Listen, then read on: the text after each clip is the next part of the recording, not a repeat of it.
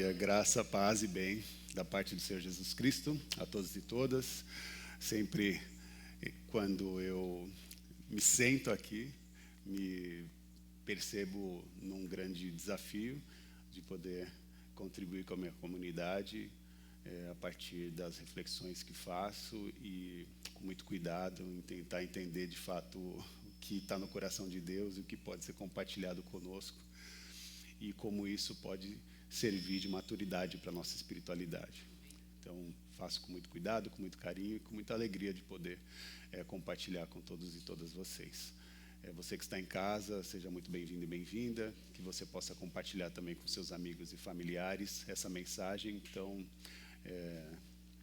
necessária para nós. Hoje eu decidi conversar com a comunidade, com a nossa audiência sobre esse lugar da paternidade, né? Claro que tem essa questão excepcional da data, tem também uma questão íntima, né, da minha experiência pessoal, mas eu não quero de forma alguma que essa conversa seja sobre uma experiência individual, mas que a gente consiga de fato compreender, pelo menos como eu tenho compreendido as revelações bíblicas quando nós tratamos o tema da paternidade.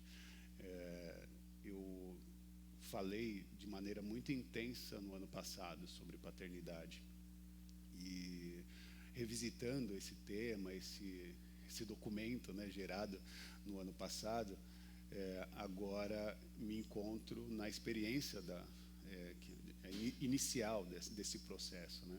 E isso para mim acaba sendo algo desafiador. E esse desafio eu estendo para toda a comunidade. A paternidade divina se revela ou acolhe a todos e todas nós. E isso talvez seja o cerne aí dessa partilha matinal, tá bom? Então eu queria que você abrisse a Bíblia em Mateus, capítulo 6, verso 9.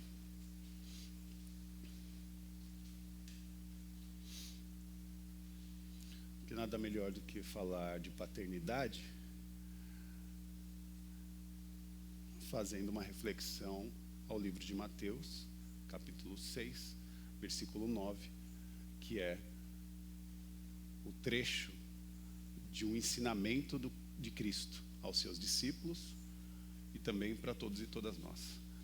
Jesus, quando é indagado sobre a forma como ele se relacionava com o eterno, com o sagrado, os discípulos diziam: nos ensina a falar com o sagrado como você fala, a se relacionar, a orar, né, ao eterno como você ora. Como que a gente ora para o eterno? Como que a gente fala com o sagrado? E Jesus, de maneira muito didática, inicia essa aula, né, de oração, dizendo em Mateus, verso 9, vós orareis assim. Como é que a gente ora? Jesus disse: vocês orem assim: Pai nosso que estás nos céus, santificado seja o teu nome, venha o teu reino, seja feita a tua vontade, assim na terra como nos céus. Versículo 11, dá-nos hoje o pão de cada dia. Até aí. Oremos mais uma vez. Consagre seu coração e mente para esse tempo. Querido Deus, eterno Deus, te louvamos e nos debruçamos a Ti na experiência desse aprendizado. Deus, Pai, recebe-nos nesse lugar de acolhimento, de graça, de renovação, que nós possamos aprender contigo neste dia. E que todo aprendizado compartilhado aqui a partir dos seus ensinamentos seja um retrato de uma realidade futura para o nosso cotidiano. Ajuda-nos, nos orienta, nos capacita. Esse é o nosso pedido, em nome de Jesus. Amém. Amém. Eu já venho relatando sempre quando falo sobre essa questão da paternidade como algo muito desafiador, pensando que já tem uma complexidade de ser homem no tempo presente, né? De ser homem nessa sociedade que já vem estruturada por uma complexidade muito grande desse papel masculino na história, do patriarcado e do desenvolvimento que isso acaba provocando na realidade. Então, acredito que olhar para o passado, discernir o presente, nos traz certos desafios. Pelo menos na minha opinião, muito difícil para um homem se tornar pai nessa sociedade nova, nesse mundo novo aqui. É muito difícil um homem se tornar pai.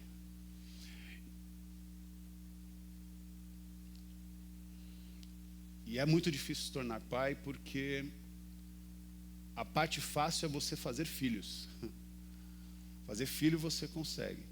Mas se tornar pai é diferente de fazer filho.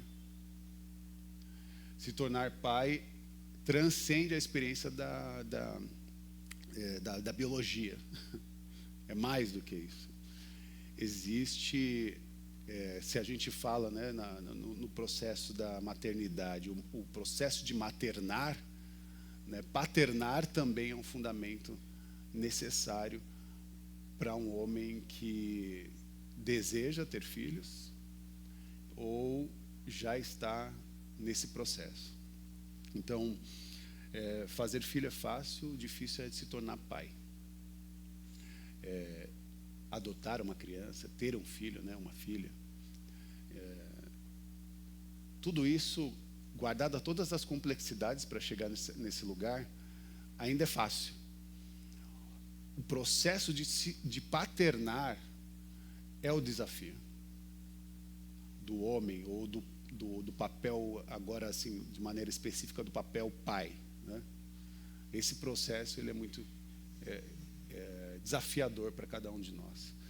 E aí o chamado de Deus acaba trazendo algumas informações que vai quebrar alguns paradigmas que nós construímos nesta relação que nós temos com a figura pai. E para muitas pessoas, uma figura difícil e complexa, quando nós tentamos discernir essa natureza paterna no Deus eterno. Eu já conversei com muitas pessoas, aí dentro de uma conversa mais profunda teologicamente, há pessoas que têm muita dificuldade de chamar Deus de pai. E quando se pergunta o motivo, acaba sendo por algumas questões óbvias que estão pautadas em nossa sociedade. A masculinidade, o patriarcado, todo esse desenvolvimento de uma sociedade machista, uma sociedade masculinizada, trouxe para nós algumas problemáticas que afetam os outros gêneros, mas essa violência ela começa no gênero masculino, porque o machismo é uma doença do gênero masculino que afeta o homem, o próprio homem. E essa complexidade ela está dentro da forma como nós vivemos e como nós nos relacionamos. A gente tem muitas dificuldades. Eu acredito que quando eu falo, né, que é muito difícil ser homem e se tornar pai, eu estou dizendo que é dentro de tentar compreender que a gente nasceu numa sociedade que o homem precisa ter um coração de pedra, que ele precisa ser duro, rígido. A gente não foi chamado para ser um homem com coração de manteiga, um manteigão. A gente foi chamado para ser um homem de coração de pedra, né? Não é assim que se fala? Tem que ser macho, cabra macho, sim senhor, né? Nessas categorias. E aí, se fosse aprofundar isso, aí ia ser muito mais complexo. Então, quando eu vejo esse cenário, só um milagre para salvar a masculinidade dessas questões. Porque nós estamos doentes, e estamos doentes porque essa estrutura masculinizada faz com que a gente nem se cuide. Se você for analisar os dados, homens morrem mais cedo do que as mulheres. Por quê? Porque não cuidam da sua saúde. Não vão, né, não fazem um check-up, não cuidam, né, não praticam o processo do autocuidado. Né, e dentro das pesquisas, vai dizer que os homens morrem 7 anos antes do que as mulheres. E por conta dessa negligência do cuidado. E o outro aspecto é também a falta de cuidado à nossa saúde mental. Justamente por conta dessa pressão que nós mesmos construímos. De compreender que a masculinidade nos leva para um lugar de silêncio, de incapacidade de reflexão, de autorreflexão e de uma certa repressão dos seus sentimentos, das suas emoções. A gente vira esse ser de coração de pedra, que não consegue mais expressar suas emoções e acaba internamente criando questões muito complexas que poderiam ser levadas para uma mesa né, de análise, e a gente não faz isso porque a gente acha que ir para um terapeuta é coisa de gente frágil, gente fraca. E quem disse que ser homem é não ser frágil ou não reconhecer as suas fragilidades? Sabe? Por que é que nós nos colocamos? Nós criamos a nossa própria gaiola. E, de maneira bizarra, estamos tentando sustentar essa estrutura para garantir aquilo que a gente nem sabe o que é. A gente acha. Então é importante sempre fazer um acatado histórico de um modelo de masculinidade dominante que reforça essa ideia de que o homem ele precisa ser o provedor, o homem ele precisa ser um sujeito forte, ele precisa ser o chefe da casa, ele precisa ser o chefe da família, e ele acaba perdendo a capacidade de discernir as suas vulnerabilidades e tendo uma dificuldade de expressar os seus sentimentos, especialmente aqueles que sinalizam fraqueza, especialmente aqueles que são de atributos associados numa sociedade patriarcal como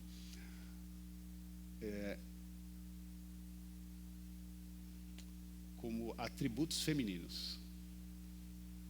Então, se você está sentimental, você não pode mostrar, porque alguém vai falar, isso é coisa de menina. Né? Não é assim que a gente faz na nossa roda de homens? Coisa de menina. Você está muito sentimental. E é nesse lugar que nascem as violências. É nesse lugar que nascem os preconceitos. É nesse lugar que nasce, inclusive, a homofobia. É nesse lugar que nasce essas violências que nos adoecem.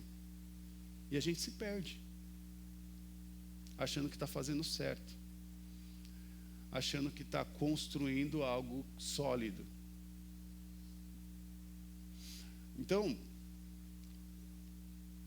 nesta condição, o homem constrói a sua casa a partir da sua força, né? E a sua casa pode ser, você pode ler família, o seu contexto de relação, né? O seu contexto social, ele constrói a sua estrutura e ele senta ali, ele começa a se mover, agir, correr, para que aquela casa que ele construiu se mantenha firme.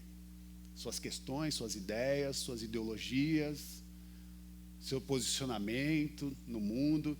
Ele constrói esse castelo e ele tenta sustentar com a sua força, que eu, outrora chamo de gaiola. Você pode compreender como o seu castelo, a sua estrutura, a forma como você desenvolveu isso. E dentro desse plano, a gente vira um servo dessa estrutura, para tentar sustentar essa estrutura, e obviamente acaba caindo por um lugar de adoecimento. Estão comigo? Então, é nesse lugar que eu falo, é só um milagre, porque é só uma intervenção divina para conseguir operar uma mudança ou uma quebra de paradigma que nasce a partir dessa estrutura de pensamento. E agora, mais recente, como pai, na condição de pai da pequena Lorena, eu acabo descobrindo um pouquinho da experiência desse milagre. Porque muito embora, né, como eu disse, eu revisitei a minha fala no último Dia dos Pais, muito embora, tecnicamente, teologicamente, tudo que eu falei ali, se você quiser buscar essa mensagem, está no YouTube, né, eu falo de paternidade, e no ano passado, se você... na mensagem passada, quando eu ouvi, eu falei, tecnicamente, teologicamente, filosoficamente, está tudo ali muito bem estruturado. Mas agora eu tenho a possibilidade de fazer uma análise dentro dessa dimensão. E é ali que eu encontro, de fato, a manifestação do que eu estou chamando de milagre, de epifania. Porque é nesse lugar, de fato, que a gente pode fazer esse processo de ressignificar a experiência que nós, outrora, tínhamos construído. Você pode usar esse processo de ressignificação como demolição, que é o termo que a Fê usa bastante. Demolir o seu castelo, destruir as suas gaiolas, suas prisões, ou o estado de aprisionamento que nós mesmos criamos. E é na jornada do paternar que eu me encontrei, né? Experimentando esse milagre, essa possibilidade, né, de vivenciar esse milagre.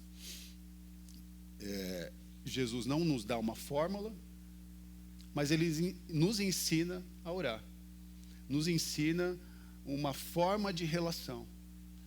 E é nessa forma de relação que ele nos dá uma identidade. Porque até então, meus irmãos, a relação com o sagrado era uma relação diferente de compreender que éramos filhos. Então, quando Jesus fala, vocês querem aprender a falar com o eterno, com o sagrado? Comecem assim, Pai Nosso. O quê? Consegue compreender que, pela primeira vez na história, nós nos ensinamentos de Cristo tivemos a possibilidade de olhar para o sagrado, para o eterno, e podemos chamá-lo de Pai? E mais do que isso, compreender uma revelação que estamos na condição de filhos.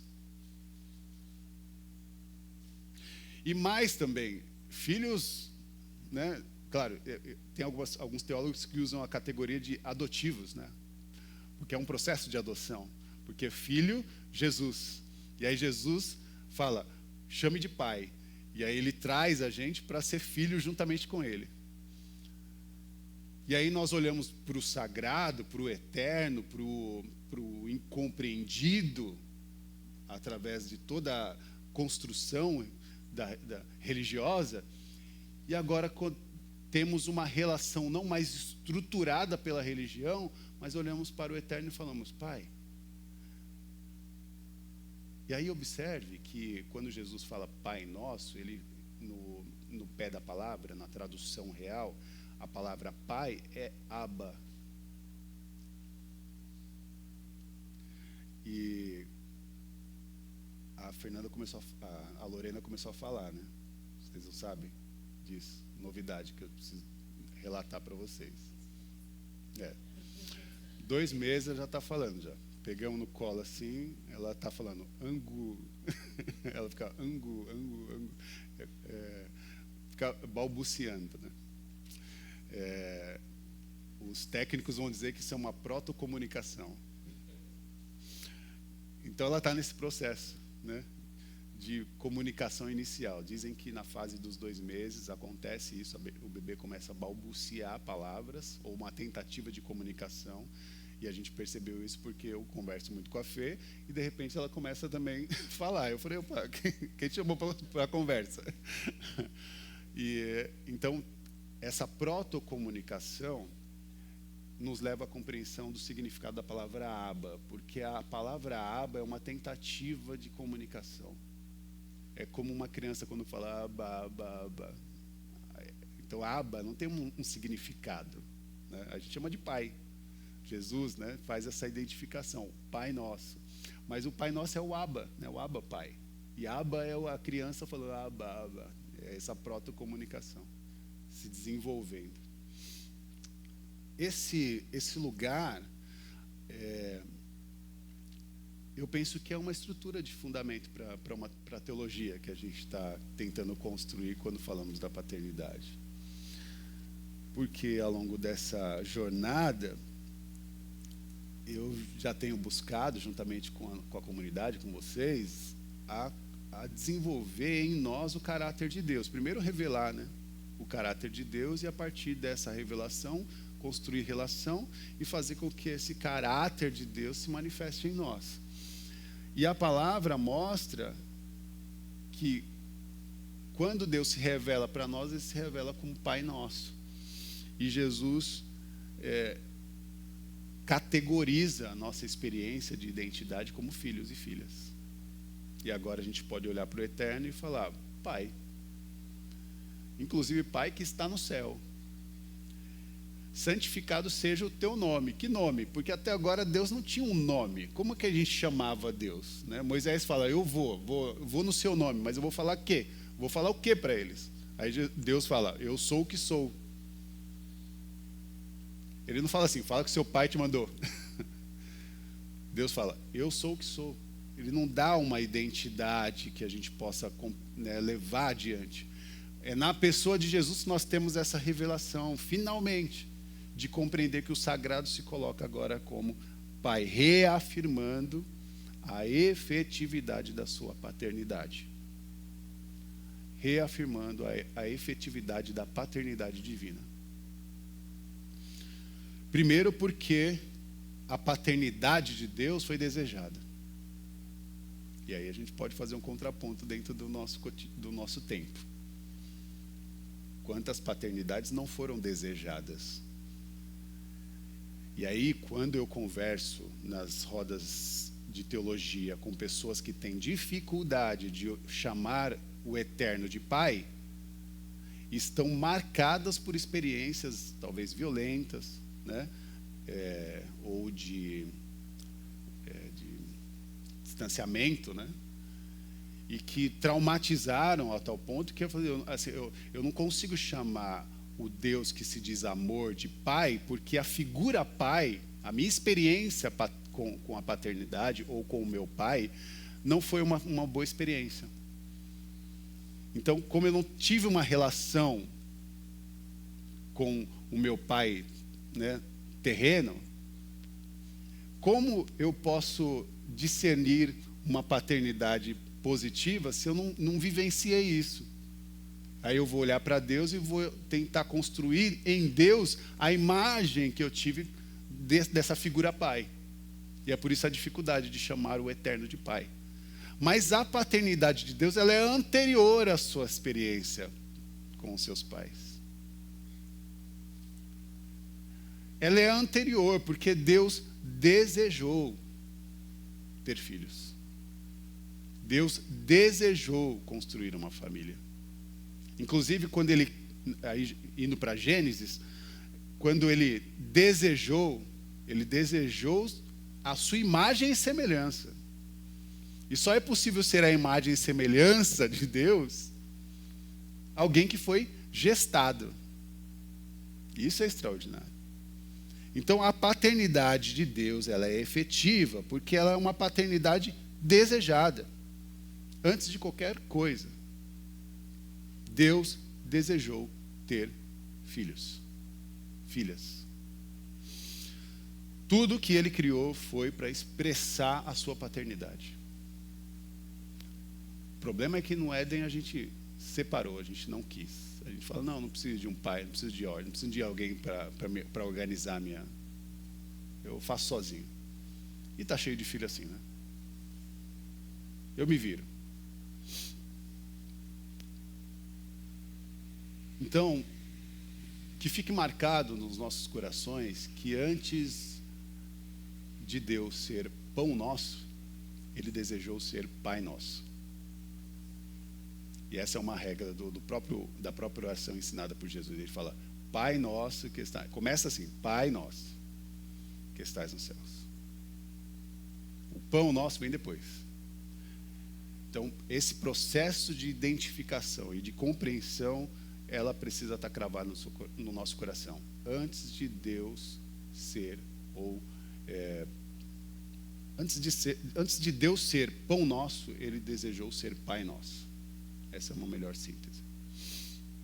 Segundo ponto, a paternidade de Deus, ela é efetiva. E aí o versículo 11 nos lembra que dá-nos hoje o pão de cada dia. E esse lugar do pão de cada dia é a experiência da provisão.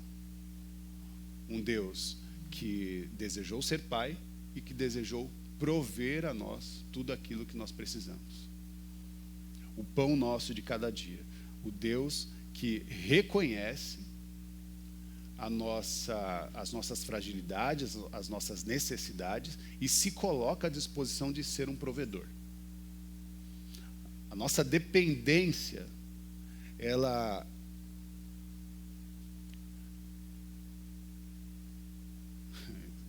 que doido isso. Essa nossa dependência dá significado para o nome do Eterno. Lembra domingo passado que eu falei que expor a sua fragilidade não é sinal de fraqueza? Expor a sua dependência de Deus não é um sinal de fraqueza, mas é um sinal de coragem, de reconhecimento de uma verdade, de uma realidade. Então, quando nós expomos essa fraqueza, ou esse senso de dependência, nós estamos honrando o nome do sagrado, a partir daquilo que Ele se propôs a ser. Um Deus, conosco, um Deus presente, um Deus provedor.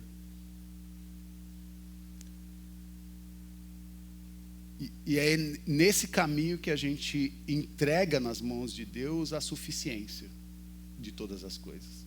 Eu não sou suficiente, mas Deus é suficiente e dá suficiência para as minhas, eu me torno suficiente na suficiência de Deus. Tudo posso naquele que me fortalece. Se não tiver aquele que me fortalece, não tudo posso. E aí a paternidade de Deus se manifesta nessas três dimensões: proteção, provisão e direção. Um Deus que desejou ser Pai, nos atribuindo a proteção que precisamos, todo o cuidado. Um Deus que nos protege de todo mal. Um Deus que provê tudo aquilo que é necessário. E um Deus que nos guia por um caminho, nos dá senso de direção e nos oferece lugar. Nós não estamos na vida ao léu mais. Pelo contrário, Deus nos oferece essa direção e nos oferece um lugar, nos acolhe, não só no tempo presente, na eternidade. Como é bom saber, que ao saltar dessa vida, cairemos aos braços do Pai. Isso é extraordinário. E é o que de fato aconteceu quando analisamos a trajetória de Jesus. Por isso que eu não tenho medo da morte. Porque a morte não tem a última palavra. A vida de Deus tem. E nesse salto de Jesus da eternidade para a história, para a morte e para a ressurreição, nos dá a possibilidade do encontro aos braços do Pai. Pai nosso que estás nos céus, santificado seja o teu nome. Ele quer ser Pai. E essa experiência ela é real. Mesmo que as falhas humanas dos nossos pais biológicos tenham nos atravessado, nós precisamos compreender que o Pai Nosso é anterior e Ele continua presente. se manifestando com amor, com cuidado, com afeto, com proteção, provisão e direção.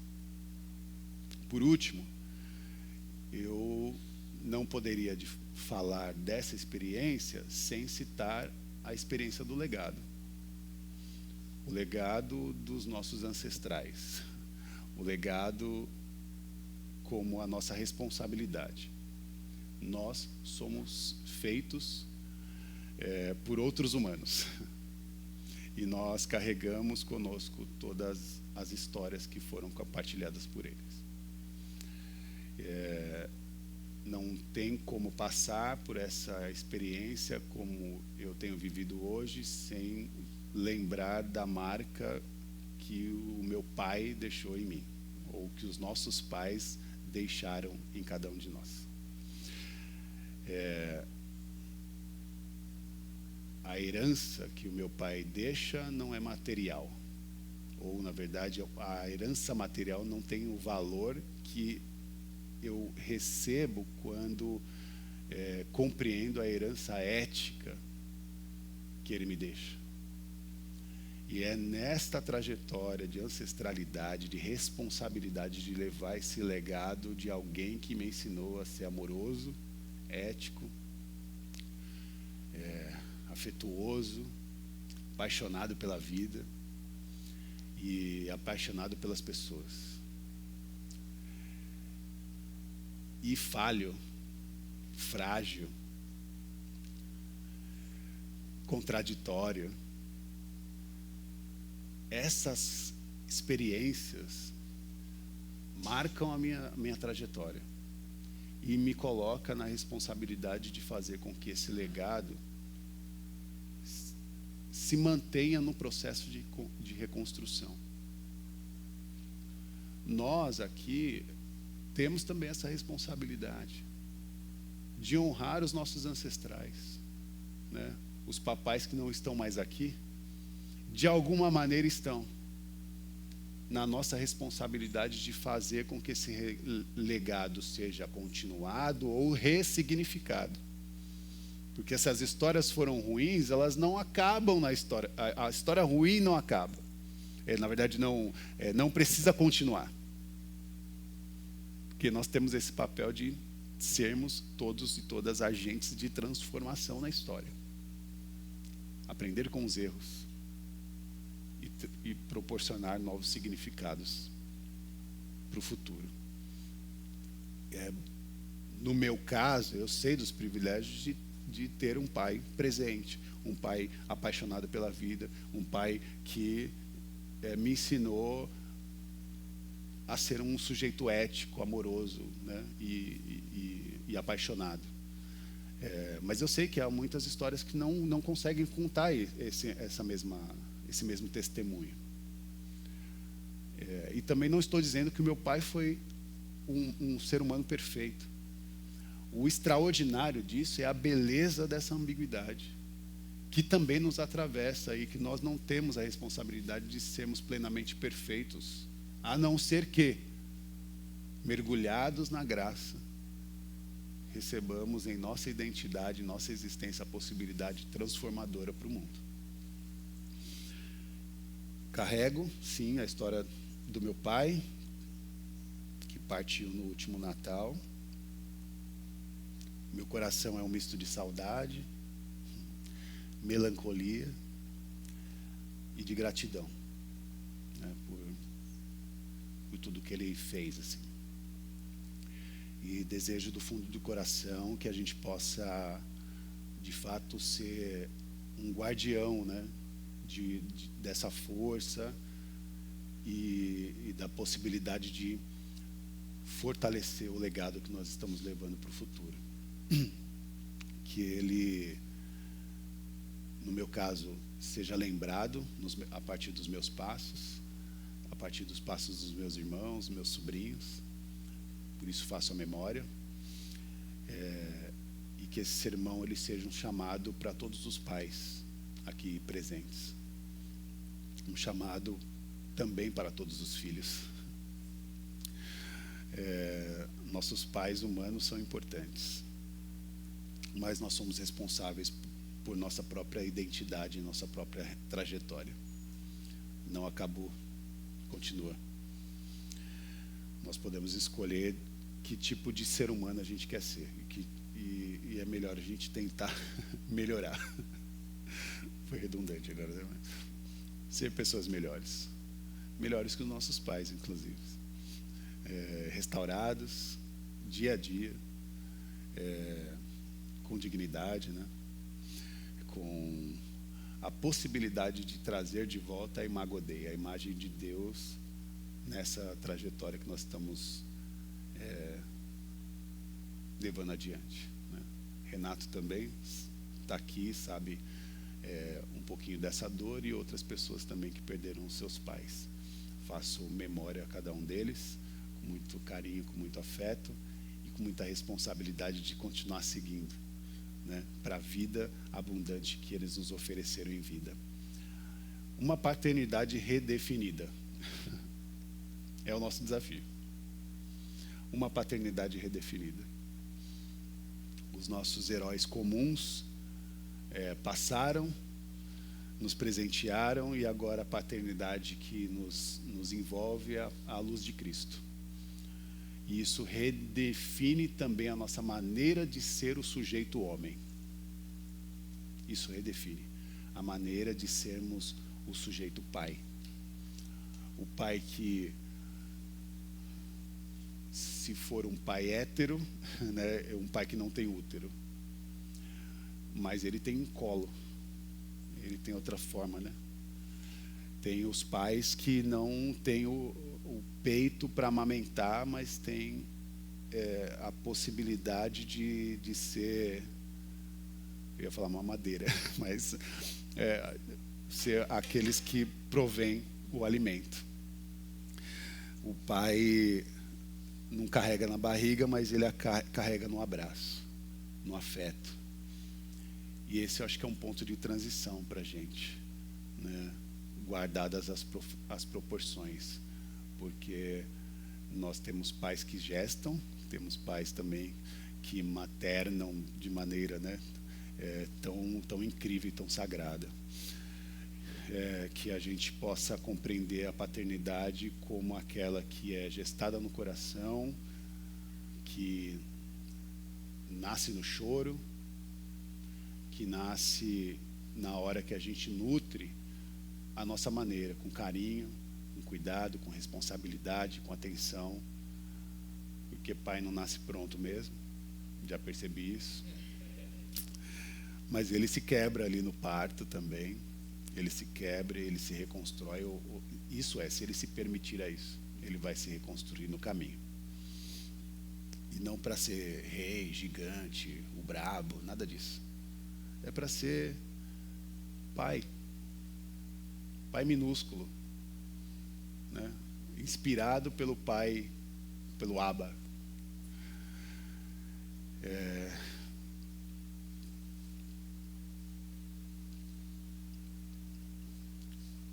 Para mostrar para o mundo a nossa imperfeição, para mostrar para o mundo que somos imbatíveis, que não somos imbatíveis, que também somos chorões, né? Que a gente pode chorar.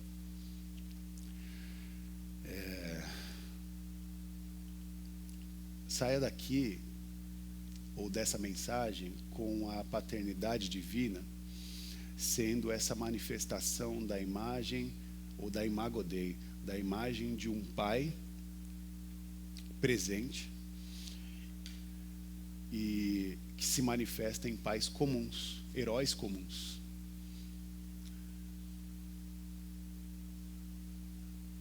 Fazendo rupturas com toda a institucionalidade da masculinidade tóxica. Que Deus se revele a sua imagem na paternidade sagrada que se manifesta no meio de nós. Como é bom quando um homem vira pai. Que a graça e o amor de um Deus Pai nos inspire a ser pai como Ele foi e como Ele nos inspirou. E que Deus nos abençoe. Amém. Oremos.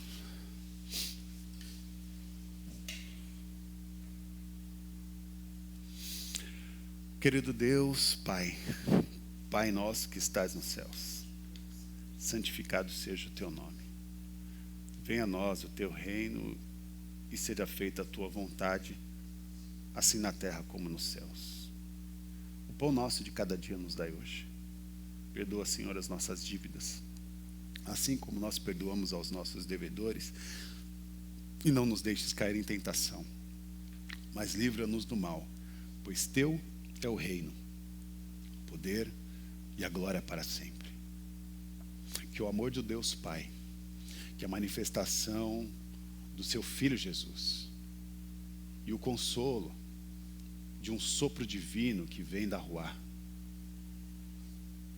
que nos abraça, nutre, nos fortalece, nos lança para a vida de Deus, a vida completa, a vida abundante, a vida eterna. Obrigado, Jesus, por todas as provocações aqui acolhidas. E nos ensina, Senhor, a sermos todos e todas gente de Deus, gente transformada por Ele, gente inspirada pelo teu amor, pelo teu cuidado, pela tua proteção e acolhidos pela sua provisão. Que os seus direcionamentos sejam reais em nosso cotidiano, agora, amanhã e depois de amanhã e além. Que Deus nos abençoe. Amém, amém e amém.